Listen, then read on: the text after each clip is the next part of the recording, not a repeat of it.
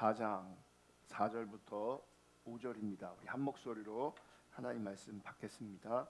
시작. 내가 자책할 아무것도 깨닫지 못하나 이로 말미암아 의롭다함을 얻지 못하노라. 다만 나를 심판하신 이는 주시니라. 그러므로 때가 이르기 전 곧 주께서 오시기까지 아무것도 판단하지 말라. 그가 어둠에 감추인 것들을 드러내고 마음의 뜻을 나타내시리니 그때에 각 사람에게 하나님으로부터 칭찬이 있으리라. 아멘. 자, 오늘은 참신앙인가 유사신앙인가 6번째 시간이고요. 오늘은 아니란 판단이 영혼을 망칠 수 있다. 아니란 판단이 영혼을 망칠 수 있다. 부제로 쉽게 판단하지 마라. 쉽게 확신하지 마라. 라는 제목으로 하나님 말씀 나눌 때에 하나님의 은혜가 우리 모두 가운데 함께 할 수 있기를 축복하고, 더 나아가서 하나님의 기준이 선명하게 비춰질 수 있기를 주님의 이름으로 축복합니다. 지난주에 저는 참칭 그리스도인이라는 제목으로 설교했습니다. 참칭 그리스도인은 스스로 그리스도인이라고 여기는 겁니다. 하나님은 전혀 그렇게 여기지 않으시는데도 불구하고 자기 스스로 예수 믿는다고, 자기 스스로 그리스도인이라고 여기는 겁니다. 여러분, 이게 굉장히 무서운 지점이 있습니다. 왜 무섭냐면 자신을 스스로 그리스도인으로 여기기 때문에 이제 돌이키거나 회개가 가능하지 않습니다. 스스로 참칭 그리스도인으로 여기는 것이 우리가 늘 표현하고 있는 유사신앙, 거짓신앙인데, 자기는 그리스도인으로 여기고 있기 때문에 돌이킬 필요가 없어지는 겁니다. 회개할 필요가 없어지는 겁니다. 그래서 무서운 겁니다. 성경을 보시면 참칭 하나님의 백성, 참칭 그리스도인이 시대마다 넘쳐나고 있는 것을 우리는 쉽게 발견할 수 있게 됩니다. 그러니까 참칭 그리스도인이 소수로 존재하는 것이 아니라 시대마다 넘쳐나고 있다는 겁니다. 그리고 타락한 시대의 특징이 뭐냐면 참칭 하나님의 백성, 참칭 그리스도인이 넘치는 겁니다. 그게 타락한 시대의 특징이기도 합니다. 저는 우리가 살고 있는 우리 시대를 지극히 타락한 시대로 인식하고 있습니다. 저는 그렇게 인식합니다. 어떤 사람들은 문제가 있는 것으로 인식하는 경우도 참 많지만, 저는 문제가 많은 기독교가 아니라, 문제가 있는 기독교가 아니라 타락한 기독교라고, 그런 인식이 제 안에 있습니다. 그러면 우리 시대를 타락한 시대로 인식하면 그게 무슨 말이냐면, 우리가 살고 있는 우리 시대도 참칭 그리스도인이 넘쳐나고 있는 겁니다. 타락한 시대의 특징이 뭐라고요? 참칭 그리스도인이 넘쳐나는 거예요. 우리 시대가 만약 타락해 있다면, 타락한 시대라면 우리 시대도 참칭 그리스도인이 넘치는 겁니다. 문제는 참칭 하나님의 백성이, 참칭 그리스도인이 현실에서는 잘 구별되지 않는다는 겁니다. 지금 우리가 살고 있는 우리 시대도 누가 참칭 그리스도인인지, 누가 진짜 그리스도인인지 사실은 잘 구별되지 않습니다. 구별이 되면 참 좋을 것 같은데, 경각심도 가지고, 사실은 구별되지 않습니다. 지난주에 살펴본 대로 슬기로운 다섯 처녀와 미련한 다섯 처녀. 그러니까 미련한 다섯 처녀는 소위 말하는 유사 신앙, 거짓 신앙을 말하는 것이고, 지혜로운 다섯 처녀는 참 신앙을 말하는 겁니다. 그런데 이 둘이 다른 것이 별로 없습니다. 똑같이 신랑을 기다렸고, 똑같이 등을 준비했고, 똑같이 문 앞까지는 갔습니다. 문 앞에 있었습니다. 하지만 슬기로운 다섯 처녀는 신랑을 맞이할 수 있었고, 미련한 다섯 처녀는 신랑을 맞이할 수 없었습니다. 그러니까 마지막 순간에 누가 슬기로운지 누가 어리석은지가 마지막 순간에 드러나는 겁니다.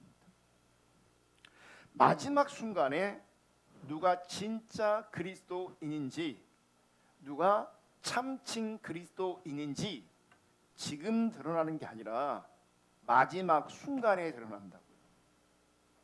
그래서 여러분, 성경은 우리가 주님 앞에 갈 때, 주님 앞에 설 때에 매우 놀라운 일이 있을 거라고, 놀라게 될 것이라고 암시하고 있습니다.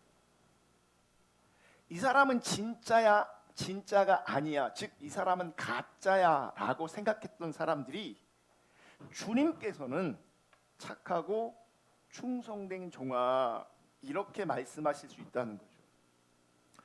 여기에 해당되는 사람이 누구였냐면 이사야, 예레미야, 예수님, 바울 같은 사람.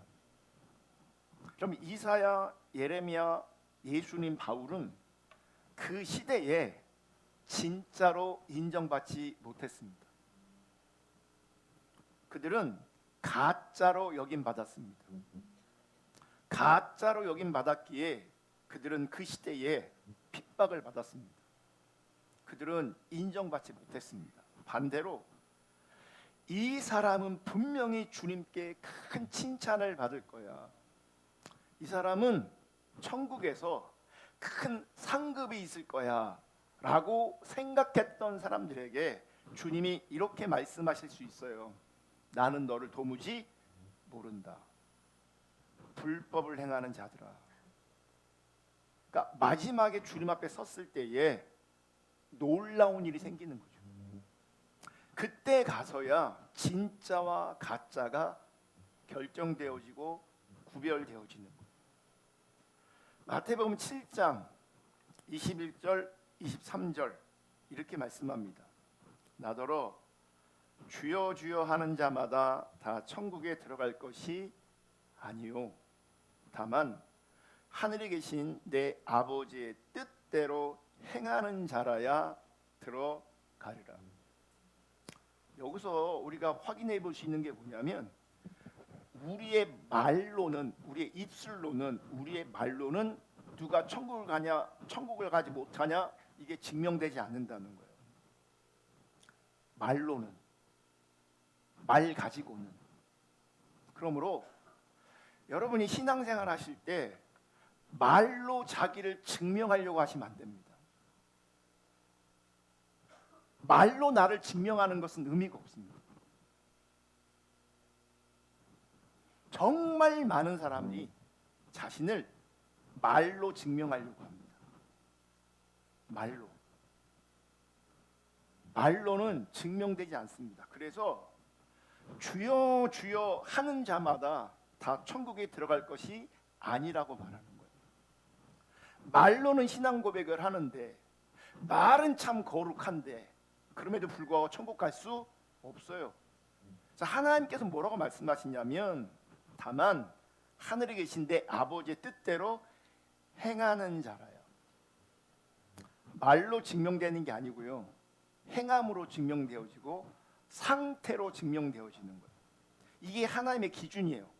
그러면 우리는 우리의 삶과 우리의 행위와 우리의 삶으로 하나님 앞에 증명되어지는 것이지 절대로 내 말의 고백으로, 내 입술의 고백으로 증명되지 않습니다. 그러니까 내가 아무리 나는 진짜입니다, 진짜입니다, 진짜입니다, 나는 예수를 왕으로 고백하고 인정한 말로 아무리 해봐야 증명되지 않는다. 22절 그날에 많은 사람이 나더러 이르되 주여 주여 우리가 주의 이름으로 선지자 노릇하며 주의 이름으로 귀신을 쫓아내며 주의 이름으로 많은 권능을 행하지 아니하였나이까. 여러분 상상해 보세요. 늘 주여 주여 주여 하고 있고 선지자 노릇하고 있고 귀신도 쫓아내고 있고 많은 권능도 행하고 있어요. 그럼 이 사람은 세상적으로 살았겠습니까? 아니면 신앙적으로 살았겠습니까?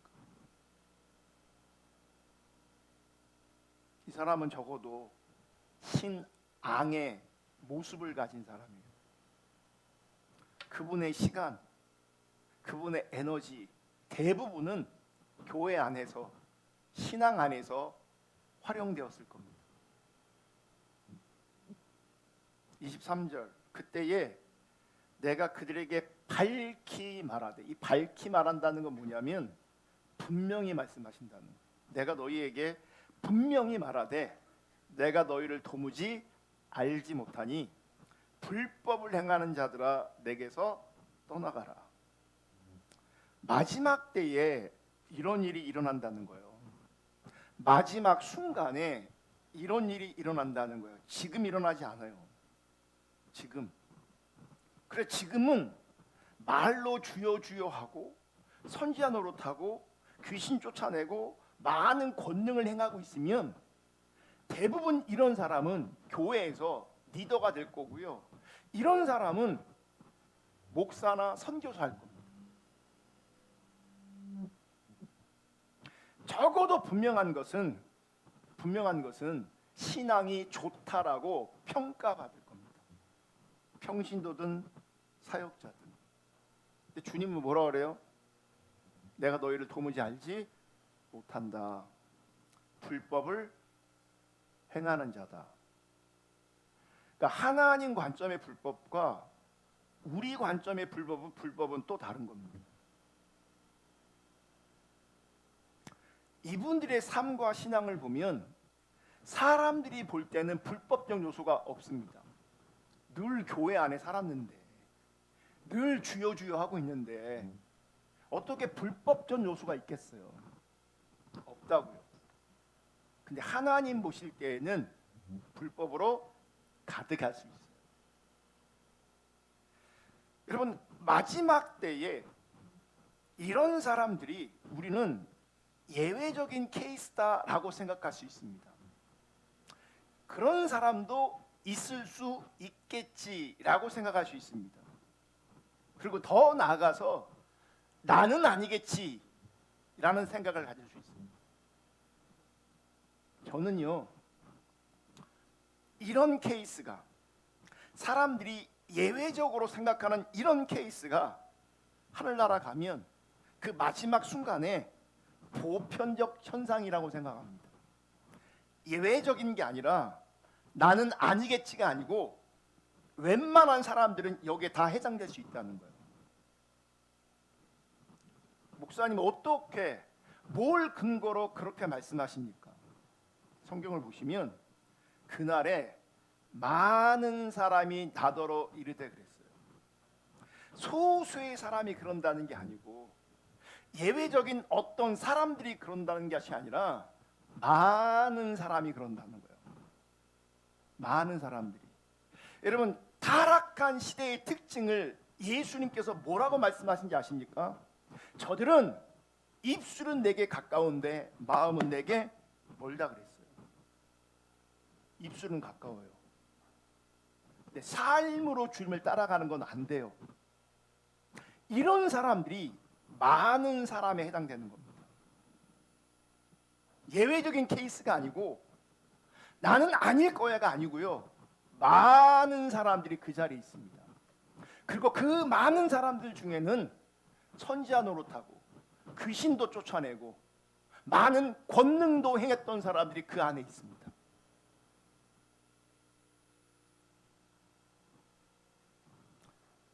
예외적인 케이스인지 보편적 케이스인지는 마지막 순간 그때 가면 분명히 확인이 될 겁니다. 누가 가짜인지 누가 진짜인지 마지막 순간에 확인될 겁니다. 지금은 모를 수 있다. 어떤 면에서는 지금 몰라요. 특별히 가짜가 가짜를 인식하는 것이 결단코 쉽지가 않습니다. 이에 해당하는 말씀이 마태복음 25장 31절 46절의 말씀에도 있습니다. 31절 인자가 자기 영광으로 모든 천사와 함께 올 때에 자기 영광의 보좌에 앉으리니 32절 모든 민족을 그 앞에 모으고 각각 구분하기를 목자가 양과 염소를 구분하는 것 같이 하여 33절 양은 그 오른편에 염소는 왼편에 드니라. 지금 이 일이 언제 일어난다고요? 마지막에 지금이 아니라 마지막에. 그러니까 지금은 누가 양인지 누가 염소인지 몰라요. 지금은 마지막에 양과 염소로 구별되어지는 거예요. 34절 그때 임금이 그 오른편에 있는 자들에게 이르시되 내 아버지께 복 받을 자들이요 나와 창세로부터 너희를 위하여 예비된 나라를 상속받으라.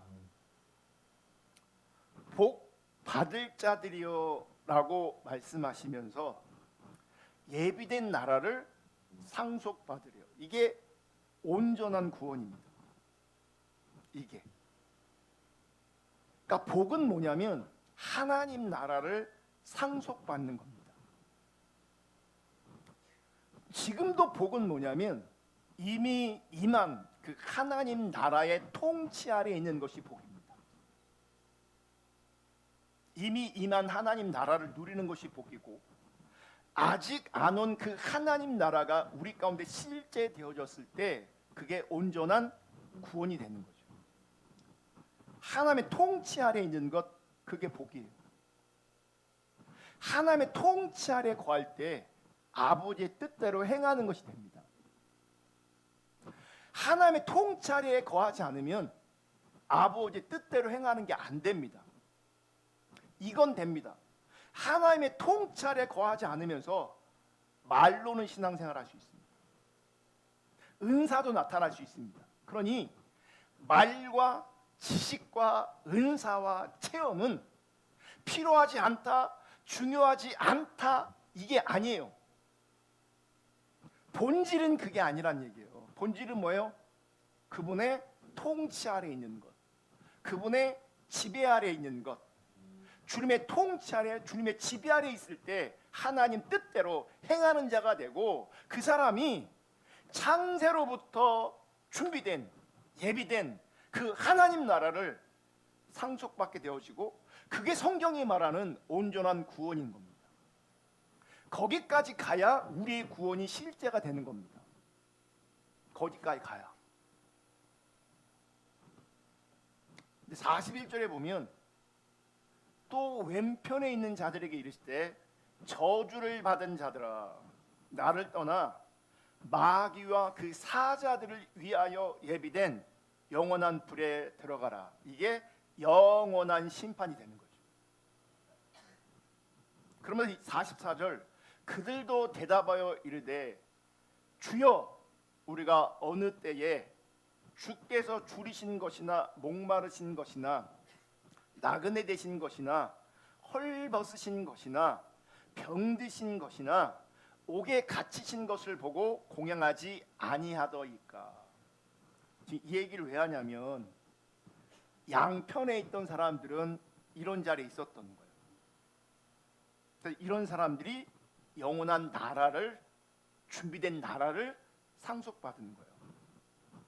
근데 너희는 그렇지 않았다는 거예요. 너희는. 근데 이들이 뭐라 주여 어느 때에 우리가 주께서 줄이신 것이나 목마르신 것이나 나그네 된 것이나 헐 벗으신 것이나 병드신 것이나 옥에 갇히신 것을 보고 공양하지 아니하더이까. 45절 이에 임금이 대답하여 이르시되 내가 진실로 너희에게 이르노니 이 지극히 작은 자 하나에게 하지 아니한 것이 곧 내게 하지 아니한 것이니라. 그들은 영벌에 의인들은 영생에 들어가리라 하시니라. 여러분, 여기서 염소로 구별되어지는 사람도 현실에서는요, 열심히 신앙생활했던 사람들, 그들도. 문제는 신앙생활을 하되 하나님의 뜻과 의도와 상관없이 자기 나름대로 혹은 자기를 위해서 신앙생활을 하는 거예요.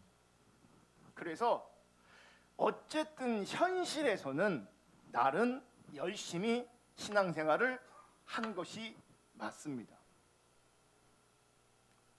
본인도 신앙이 있다고 여겼습니다. 그런데 마지막 날에 임금이, 왕이신 하나님이 영벌에 지옥에 들어가라고 하니 많이 당황한 모습을 발견하게 됩니다. 왜 당황합니까? 스스로 믿음이 있다고 여겼기 때문이죠. 스스로는 그리스도인으로 하나님의 백성으로 여겼기 때문이에요. 믿음이 있는데, 내가 그리스도인인데 결과는 영벌, 지옥이었다고요. 그러니까 그렇게 판단되어졌을 때에 얼마나 당황했겠어요. 여러분, 지금 우리 현실 속에서는 이 사람이 진짜인지 이 사람이 가짜인지 모릅니다. 함께 예배합니다. 함께 기도합니다. 함께 성경도 공부합니다. 함께 식사 봉사도 하고 함께 식사도 합니다. 함께 교제도 합니다. 함께 선교도 합니다. 함께 이런 일 저런 일 같이 합니다.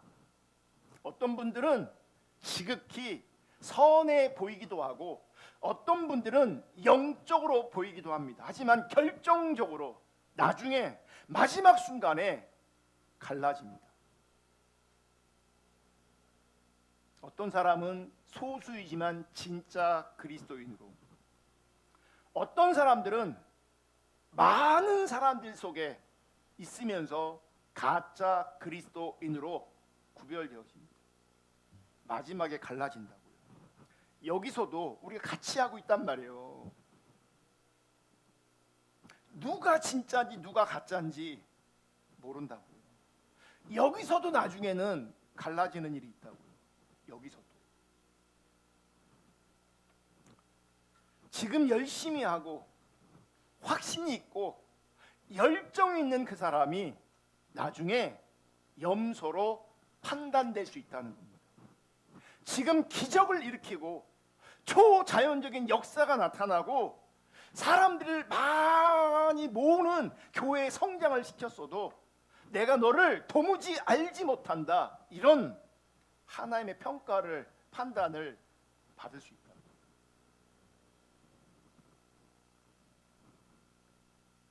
그러므로 내가 다른 사람을 판단하는 것은 중요하지 않습니다.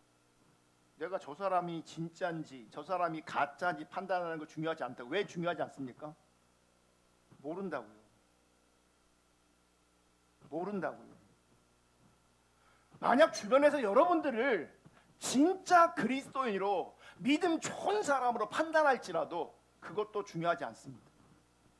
모른다고요. 모른다고요. 정말 위험한 사람이 누구냐면 참친 그리스도인인데 주변에서 자꾸 뭐라고 얘기하냐면 자매님은 너무 믿음이 좋으시다고 막 칭찬해줘요. 그럼 자기는 진짜로 알아요. 여러분, 다른 사람들이 나를 진짜로 여긴다고 내가 진짜 되는 게 아니에요. 다른 사람이 나를 가짜라고 말한다고 내가 가짜 되는 것도 아니에요. 그래서 다른 사람이 판단하는 것이 중요한 것이 아닙니다. 그래서 내가 다른 사람을 판단하는 것도 중요하지 않고 다른 사람이 나를 판단하는 것도 중요하지 않습니다. 심지어는 자기 자신에 대해서 스스로 판단하는 것도 중요하지 않습니다. 왜냐하면 내 스스로 판단하는 것이 참칭일 수 있거든요. 스스로 여기는 것일 수 있거든요. 그래서 여러분, 가장 중요한 것은 하나님의 판단입니다. 하나님의 판단. 하나님께서 나를 어떻게 보고 계신지. 여러분, 겸손하게, 정말 겸손하게 하나님이 나를 어떻게 보실까 물으십시오. 그러면 내 상태가 진단될 수 있습니다. 내 관점이 아니라, 누구의 판단이 아니라 진짜 하나님이 나를 어떻게 보고 계실지를 돌아보십시오. 그러면 정말 내가 겸손하게 내가 하나님 앞에 직면할 때 성령님께서는요, 나를 드러내셨습니다. 나를 알게 하실 수 있다. 내가 진짜인지 내가 가짜인지. 그래서 우리가 가장 신경 써야 되는 것은 하나님께서 나를 보실 때, 하나님께서 우리를 보실 때 가장 중요하게 여기시는 하나님의 기준이 무엇인지를 아는 겁니다. 그 하나님의 기준을 가지고 나를 돌아보는 겁니다. 여러분, 하나님께서는 우리의 재산이 많고 적음이나 세상의 성공과 명성으로 판단하지 않으십니다. 외모로도 판단하지 않으십니다. 여러분, 우리가 돈이 없을 수 있습니다. 돈이 좀 있으면 참 감사한 일이지만 돈이 없을 수 있습니다. 세상의 성공과 명성에도 거리가 먼 인생일 수도 있습니다. 외모가 그렇게 탁월하지 않을 수도 있습니다. 만약 이게 우리의 현실이라면, 돈도 없어, 성공도 못했어, 외모도 별로야, 이게 우리의 현실이라면 분명한 것은 그분은 세상 살기가 많이 힘들 겁니다. 안타깝지만 우리가 살고 있는 세상은 그렇습니다. 돈 없으면 살기 힘듭니다. 성공하지 않으면 살기 힘듭니다. 외모가 어느 정도 뒷받침되지 않아도 살기 힘든 것이 우리가 살고 있는 우리 세상입니다. 만약 그렇다면요, 자기 인생을 돌아보면서 많이 초라할 수 있습니다. 초라해집니다. 마음이 자꾸 위축당하기도 하고요, 열등감도 생깁니다. 사는 게 힘들다고요. 그런데 감사한 것은, 그리고 분명한 것은 지금 나열한 것들이 하나님의 판단 기준이 아니라는 거예요. 세상은 돈을 얘기하고, 세상은 성공을 얘기하고 명성을 얘기하는데, 세상은 외모를 얘기하고, 세상은 능력을 얘기하는데, 하나님의 평가 기준은 적어도 그것이 아니라는 거예요. 감사한 거죠.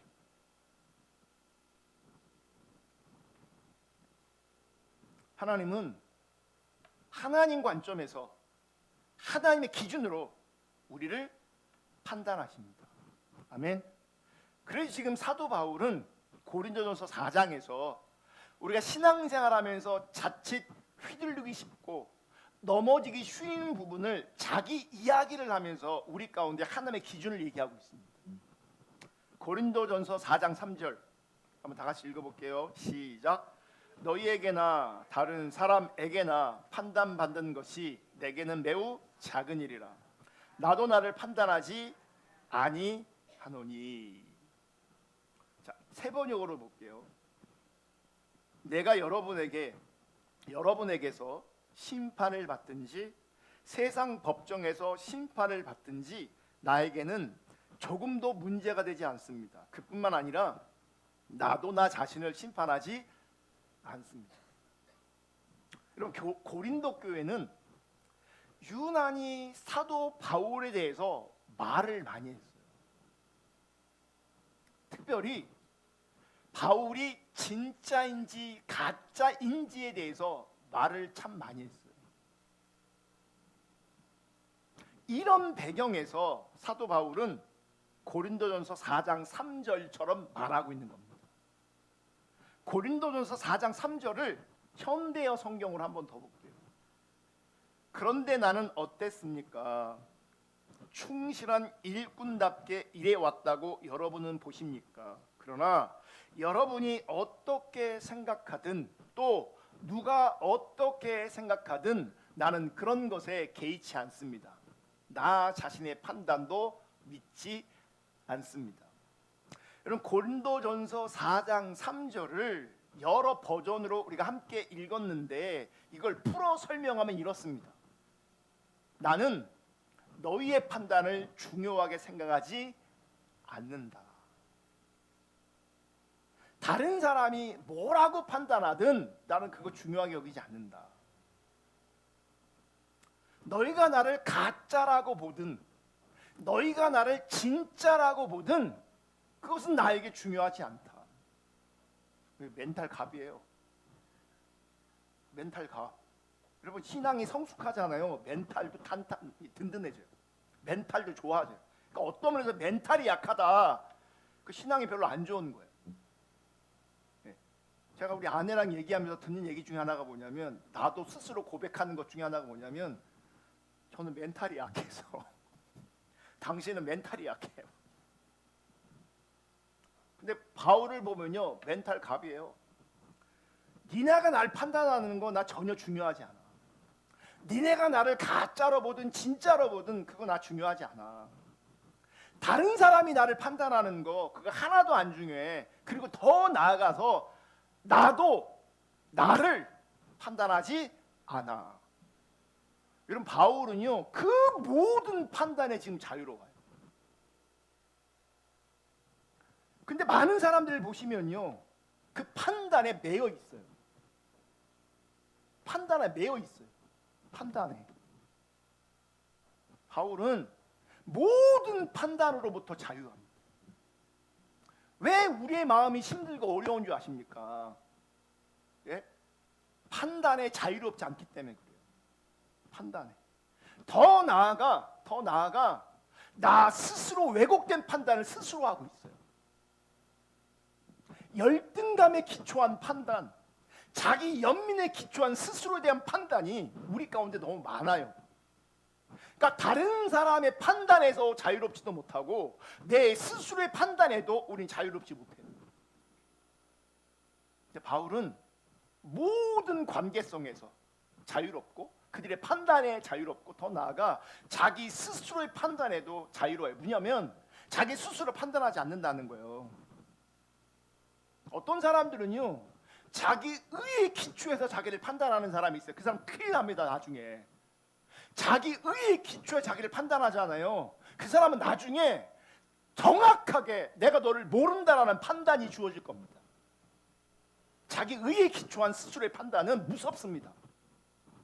내가 너를 도무지 몰라. 너는 불법을 행했어. 이렇게 주님께서 나에게 말씀하신다고요. 자기 의에 근거한 스스로의 판단, 그게 자기 의라고 얘기하는 거잖아요. 그럼 자기 의는 엄청나게 심각하고 무서운 겁니다. 뭘 근거로 하든 어떤 걸 근거로 하든 기억하세요. 우리는 절대 의롭지 않습니다. 우리는 나의 의로 살아갈 수 있는 존재가 아니고 우리는 은혜로만 사는 존재입니다. 아멘.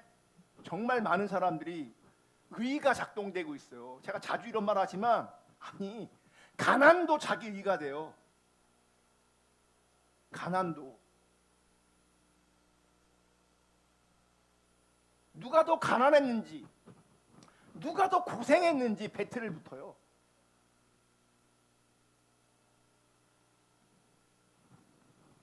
사도 바울은 그 모든 판단에서 자유로웠어요. 4장 4절 내가 자책할 아무것도 깨닫지 못하나 이로 말미암아 의롭다함을 얻지 못하노라. 다만 나를 심판하실 이는 주시니라. 내가 자책할 아무것도 깨닫지 못하나. 그런데 이 말이 뭐냐면 나는 양심에 꺼리끼는 게 하나도 없다는 겁니다. 나는 양심에 조금도 꺼리끼는 게 없다고 고백하는 겁니다. 보세요. 나는 양심에 꺼리끼는 게 하나도 없어. 이게 얼마나 담대한 표현이냐고요. 얼마나. 여러분 삶에서 하나님 앞에서 걸리는 게 하나도 없습니까? 근데 바울은 지금 양심에 걸리는 게 하나도 없다. 나는 스스로 자책할 것이 하나도 없다.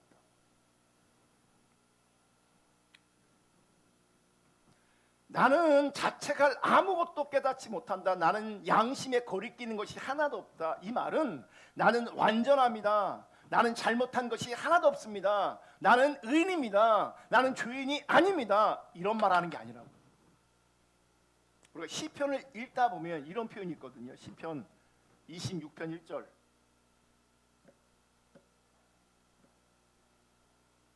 내가 나의 완전함에 행하였으며 흔들리지 아니하고 여호와를 의지하여 싸우니 여호와여 나를 판단하소서. 내가 나의 완전함에 행했대요. 지금 시편 26편 6절. 여호와여 내가 무지함으로 손을 씻고 주의 제단에 두루 다니며 내가 무지하대요. 죄가 없대요. 근데 이게 이런 표현들이 나는 죄인이 아닙니다. 나는 무지합니다. 나는 완전합니다. 이런 표현이 아니라 자신이 비난받고 있는 그 상황과 그 일에 대해서는 나는 허물이 없다고 얘기하는 거예요. 지금 사도 바울은 자책할 아무것도 깨닫지 못하나 양심에 꺼리끼는 것이 하나도 없으나 이로 말미암아 의롭다함을 얻지 못하. 그게 나를 의롭게 하는 것이 아니다라고 말하는 거예요. 양심에 걸리는 게 없지만 내가 그것 때문에 의로운 존재가 아니다. 그것 때문에 내가 의롭다 여김 받는 것도 아니다라고 말하는 거예요. 여러분 고린도 교회에서 어떤 이들은 사도 바울을 거짓 사도라고 가짜 사도라고 판단했습니다. 하지만 그들의 판단은 틀린 거였습니다. 하나님 관점의 판단이 아니었습니다. 그런 뜻에서 사도 바울은 내가 자책할 건 없어. 양심에 꺼리끼는 게 없어. 사실은 내가 나를 판단하는 것이나 다른 사람이 나를 판단하는 것 모두가 그렇게 중요한 게 아니야 라고 여기는 겁니다. 그리고 정말 나에게 중요한 것은 다른 사람의 판단도 나 스스로의 판단도 이 판단이 중요한 게 아니라 나에게 정말 중요한 것은 하나님의 판단이라는 거예요. 하나님의 판단만 중요하다는 거예요. 고린도전서 4장 4절부터 5절까지 다시 보시면 내가 자책할 아무것도 깨닫지 못하나 양심에 꺼리끼는 것이 없으나 이로 말미암아 의롭다함을 얻지 못하노라. 다만 나를 심판하실 이는 주시니라. 5절.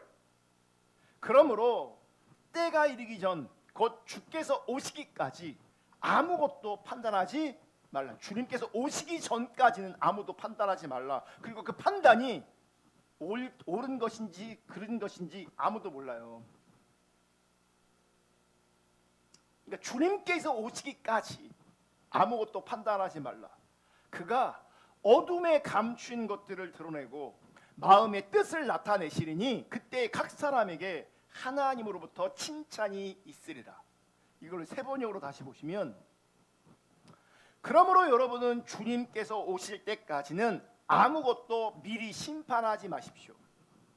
주님께서는 어둠 속에 감추인 것들을 환히 나타내시며 마음속의 생각을 드러내실 것입니다. 결국 마지막 날에 진짜 우리의 중심을, 우리의 상태를 드러내시는 거예요.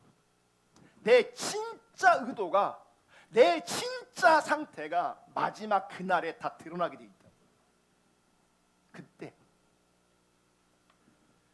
마음속의 생각을 드러내실 것입니다. 그때에 사람마다 하나님으로부터 칭찬을 받을 것입니다.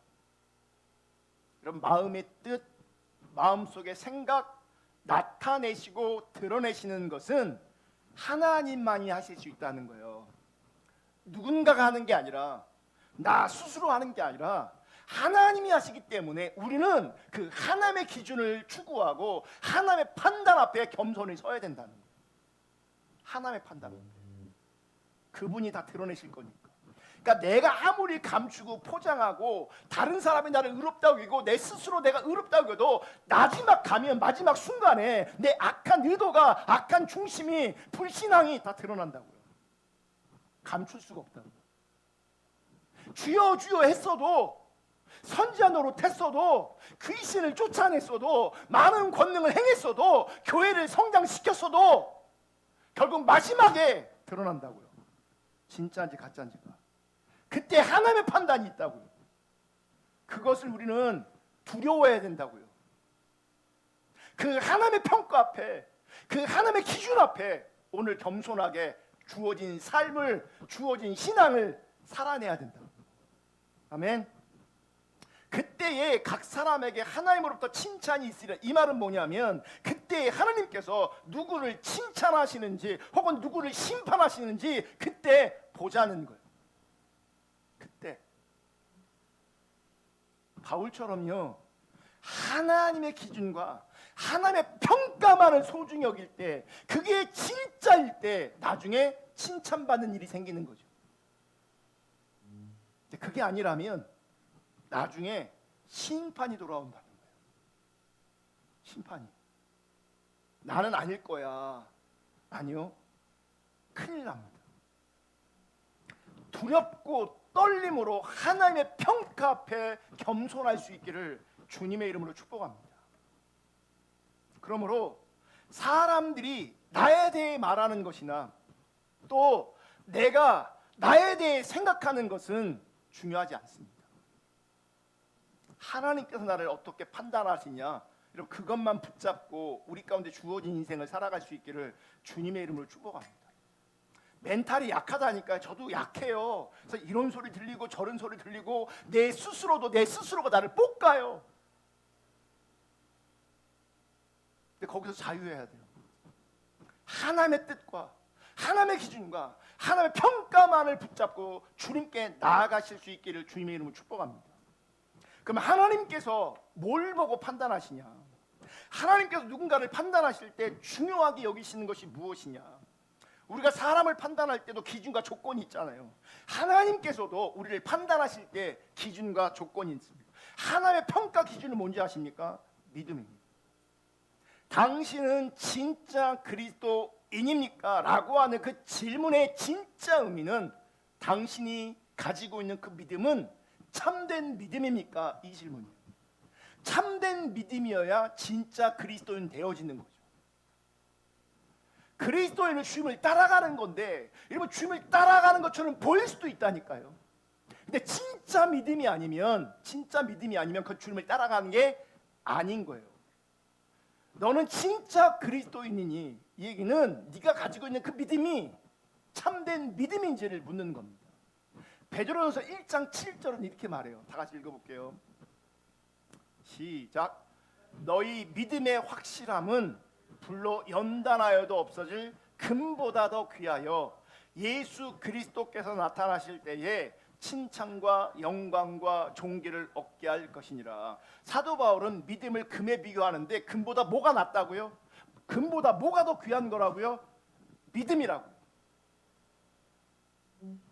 적어도 여러분의 삶에서 내가 가진 믿음보다 금이 더 귀한 거로 여긴다면 여러분의 믿음은 가짜입니다. 분명한 겁니다. 누군가가 나에게 믿음이 좋다고 아무리 칭찬해도 내가 가진 믿음보다 금이 가진 영향력이 더 크다면 그분이 가진 믿음은 가짜입니다. 빨리 익어서 돌이키셔야 합니다. 우리의 믿음은 금보다도 귀한 것이어야 합니다. 예나 지금이나 사람들은요, 금을 아주 중요한 통화 가치로 여겼습니다.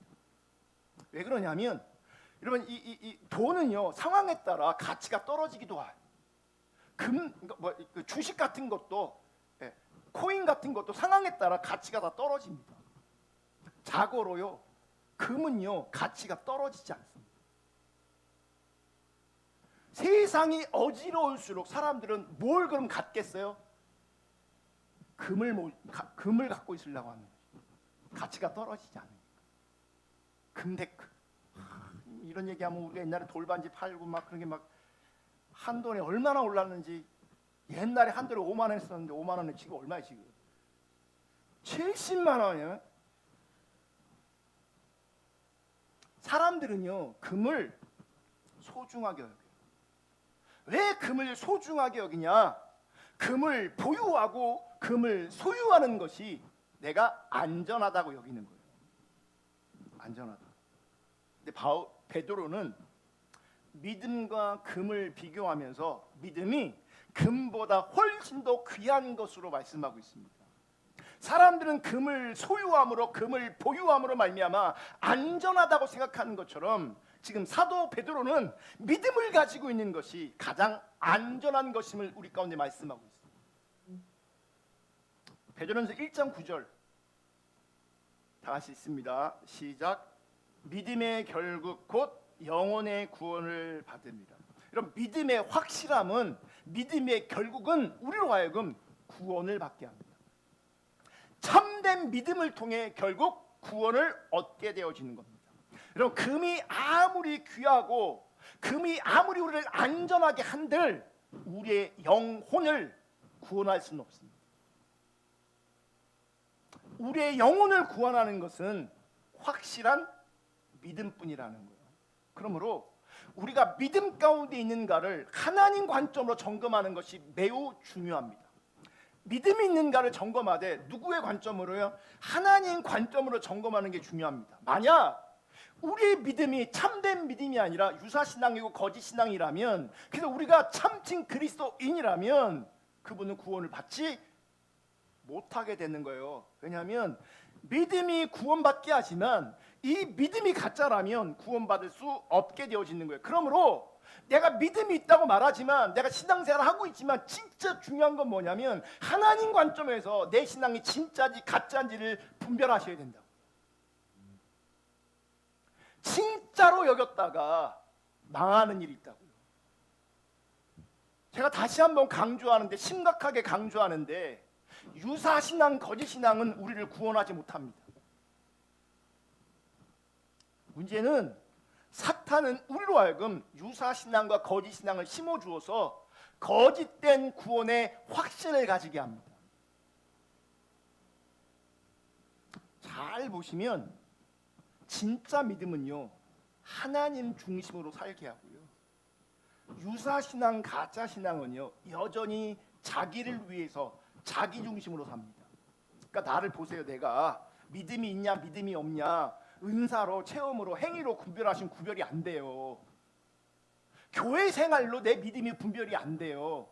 내가 있는 자리에서 자기를 부인해서 하나님 중심으로 살고 있는지, 아니면 교묘하게 하나님의 뜻을 빙자해서 자기를 위해 살고 있는지를 분별하셔야 된다. 자기를 위해 여전히 내가 살고 있다면, 자기 중심적인 삶을 살고 있다면, 자기를 위한 삶을 살고 있다면 그분이 믿음이 있다고 아무리 여겨도 그 믿음은 하나님께서 인정하시는 믿음이 아닙니다.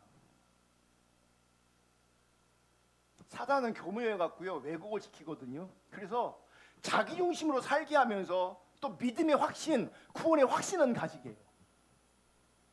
그 확신이 잘못된 거예요. 왜냐하면 믿음이 잘못되어 있기 때문에, 믿음의 이해가 왜곡되어 있기 때문에.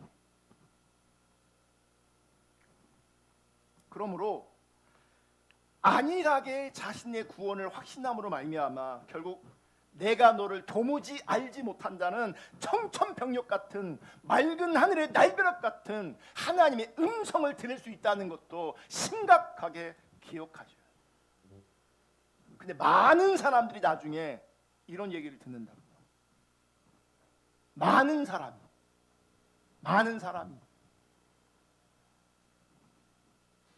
안일한 믿음이, 막연한 믿음이 결국 여러분의 영원을 망칠 수 있습니다.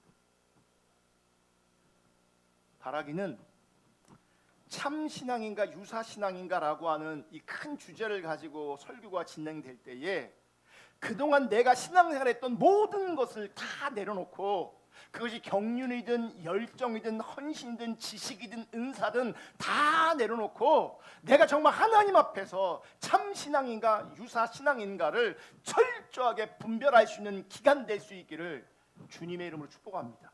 이게 제대로 분별되지 않으면 지금은 괜찮아요. 목숨이 붙어있을 때까지는 아직은 괜찮아요. 하지만 그 마지막 순간에 우리가 염소가 될 수가 있다고. 그 마지막 순간에 내가 너를 도무지 알지 못한다. 불법을 행하는 자들아, 이런 하나님의 판단을 받을 수 있다고요. 안일하게 신앙생활 하시면 절대 안 됩니다. 안일하면 망하는 겁니다. 막연하면 결국은 망하게 돼 있습니다. 두렵고 떨림으로 하나님 앞에 하루하루를 주님 바라보면서 자기를 부인하면서 주님을 따라갈 수 있기를 주님의 이름으로 축복합니다. 제가 만약 여러분에게 당신은 구원받지 못했을 것 같다고 판단한다면 이 판단도 중요하지 않습니다. 바울이 뭐라 그래요? 다른 사람의 판단이 중요하지 않다고, 내 스스로의 판단도 중요하지 않다고. 근데 보세요, 여러분이 존경하고 여러분이 신뢰하는 영적 리더가 나를 향해 당신은 구원 못 받을 것 같아 라고 진단하고 판단한다면 그게 다 맞지 않을 수 있지만 맞을 가능성도 굉장히 크다는 걸 아셔야 돼요.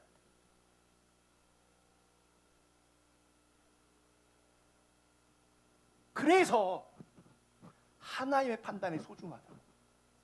내 형편 따라, 내 상황 따라, 내 마음대로, 내 뜻대로 신앙생활하면 그게 아니란 신앙생활이라고. 진짜 믿음만 우리를 구원합니다. 가짜 믿음은 절대로 우리를 구원하지 않습니다.